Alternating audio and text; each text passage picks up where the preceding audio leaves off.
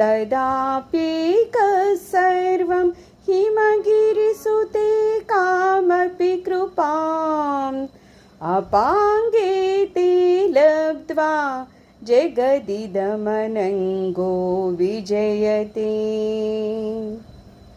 ఇక్కడ అమ్మ హిమకుమారి నిజానికి మన్మధుడున్నాడంటే ఆయన విల్లు చూసామనుకో పువ్వులతో ఉంటుందంట. పువ్వులు ఎంత సుకుమారంగా ఉంటాయి, అది బాణంలాగా ఎలా ఉపయోగపడుతుంది కదా, పువ్వులతో చేసిపడి ఉంటుంది కదా.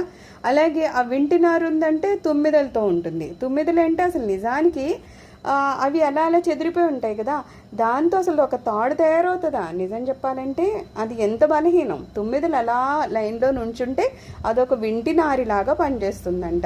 ఆయన అమ్ములు పొదిలో 5 బాణాలు ఉంటాయి, ఆ బాణాలు కూడా పువ్వులతోనే తయారు చేయి ఉంటాయి.